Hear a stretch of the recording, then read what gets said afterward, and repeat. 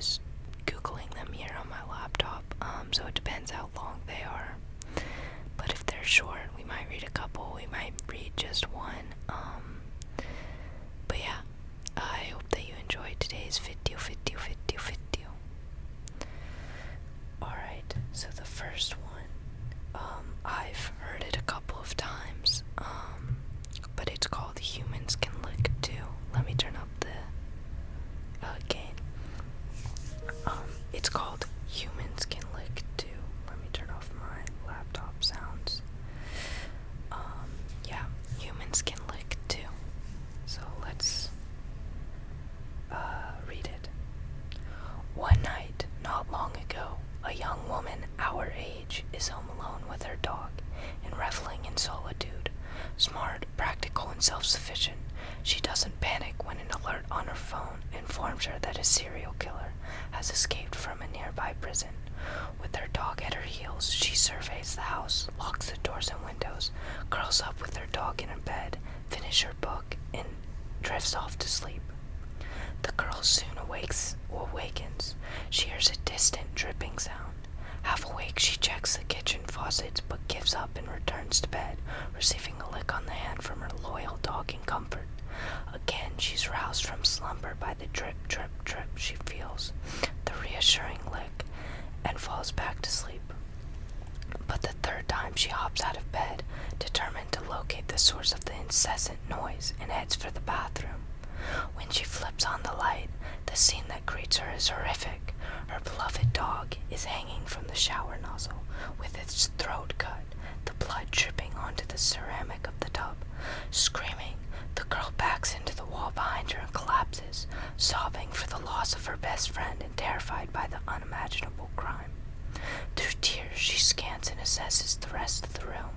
She stands up and turns around, and there on the bathroom wall, someone has written in her dog's blood, "Humans can lick too."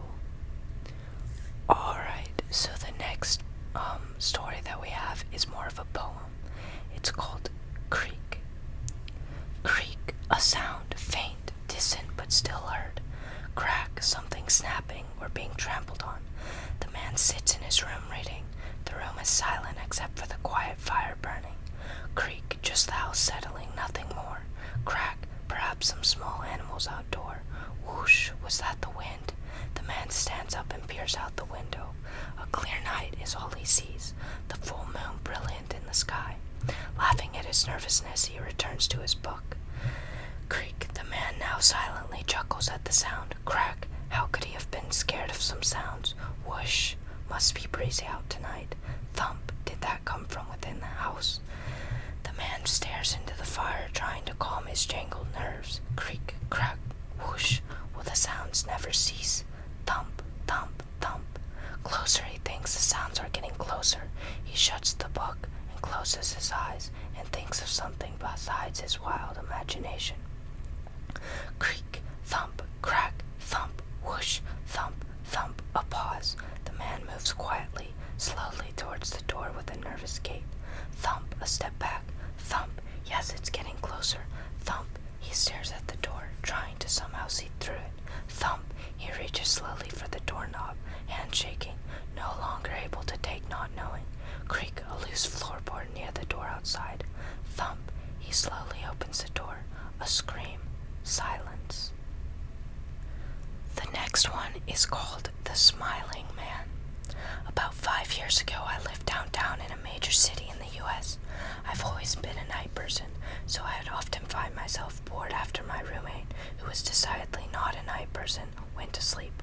To pass the time, I used to go for long nights and spend the time thinking. I spent 4 years like that, walking alone at night, and never once had a reason to feel afraid.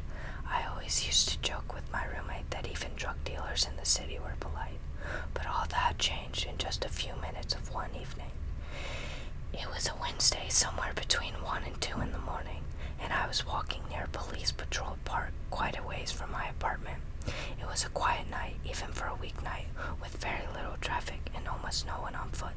The park, as it was most nights, was completely empty. I turned down a short side street in order to loop back to my apartment when I first noticed him. At the far end of the street, on my side, was the silhouette of a man dancing. It was a strange dance, similar to a waltz, but he finished each box with an odd forward side. I guess you could say he was dance walking, headed straight for me. Deciding he was probably drunk, I stepped as close as I could to the road to give him the majority of the sidewalk to pass me by. The closer he got, the more I realized how gracefully he was moving. He was very tall and lanky and wearing an odd suit. He danced closer still until I could make out his face.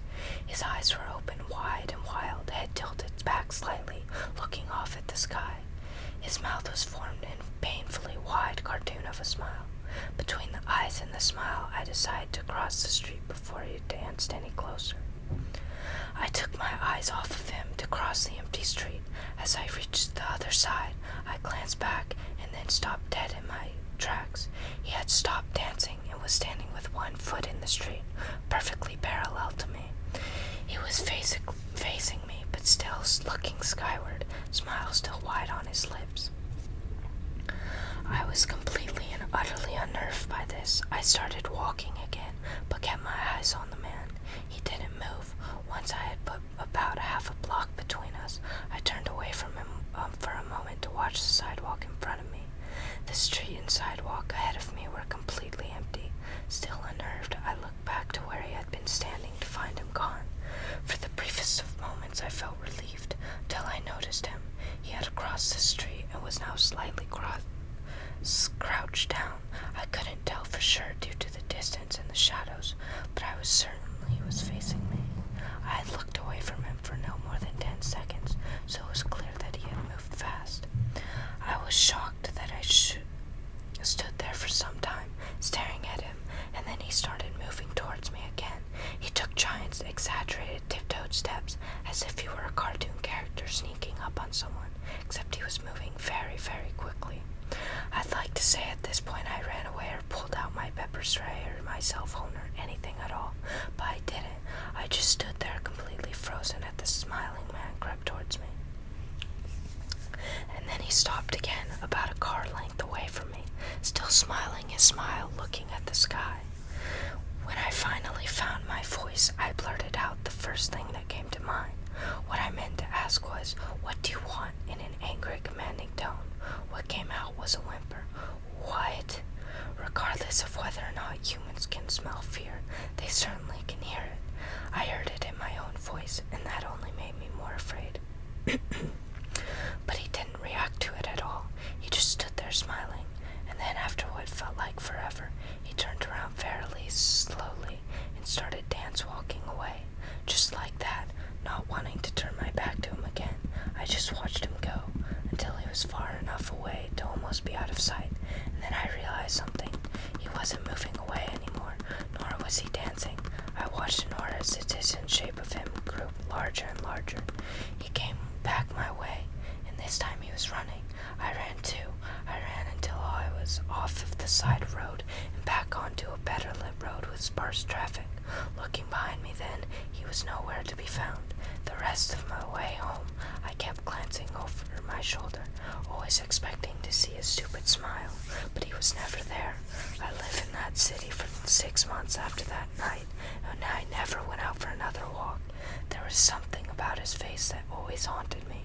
He didn't look drunk, he didn't look high, he looked completely and utterly insane, and that's a very, very scary thing to see. Alright, so the next one is just a Halloween poem that I found on Google Images. Halloween, with vampires, monsters, and witches galore, lurking behind every closed door. As you knock, beware the host. Will they be friendly or a ghoul or a ghost? Will they bear treats of candy and toys, or will they pounce on little girls and boys? The pumpkins and lights show they're happy to play, or are they a trick to attack their prey? Knock carefully, dear children, and be ready to run. Should a hobgoblin answer looking for fun? Just how fast can your little legs go? Could they outrun a werewolf should one open the door? Beware the black cat should they make himself known, for near this house he is likely to roam. Happy Halloween to all those who may knock, from all those who are watching around the clock. Alright guys, I hope that you enjoyed today's video.